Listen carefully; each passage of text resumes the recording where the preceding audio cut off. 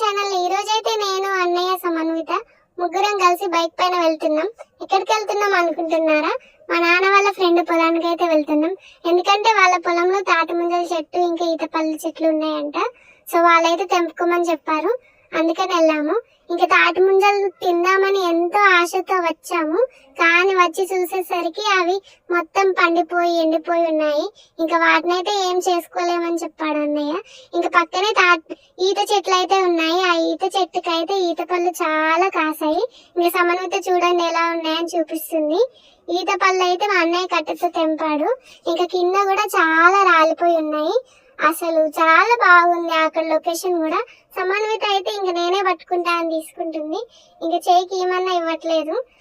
అందుకే వీడియో కూడా సరిగా తీయలేకపోయాను నేను. కింద చూసారా ఎన్ని రాలిపోయి ఉన్నాయో, అసలు అన్ని పండ్లే అవి. ఇంకా చెట్టుకి స్పెషాలిటీ ఏంటంటే చెట్టు చుట్టూ గిజిగాడు గూళ్ళు ఉన్నాయి. అసలు మొత్తం చెట్టుకు ప్రతి కొమ్మకి గిజిగాడు గూడు అయితే ఉంది. అసలు చాలా బాగుంది చూడ్డానికి. ఇంకా టేస్ట్ అయితే ఇంకా చెప్పనవసరం లేదు, చాలా బాగుంది. సమన్విత కూడా బాగా నచ్చింది. నేను కూడా కొన్ని తిన్నాను, చాలా బాగున్నాయి. ఇంకా సమన్విత నేను ఒక గూడు తీసుకుంటా కింద పడిందంటే తీసుకో అని అన్నాను.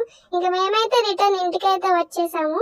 వచ్చాక ఇంకా మా నాన్న అయితే వాటిని కుండలో పెడితే తొందరగా మగ్గుతాయని చెప్పాడు.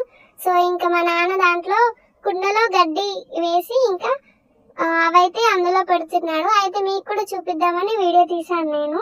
ఇంకా ఈత చెట్టు కొమ్మలు అలాగే డైరెక్ట్ గా పెట్టేశాడు. ఇంకా ఆలోపే మా మేకలు ఇంకా వచ్చాయి డిస్టర్బ్ చేయడానికి.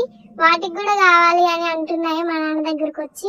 ఇంకా నేనైతే వాటికి కూడా కొన్ని వేసాను, అవైతే తింటున్నాయి.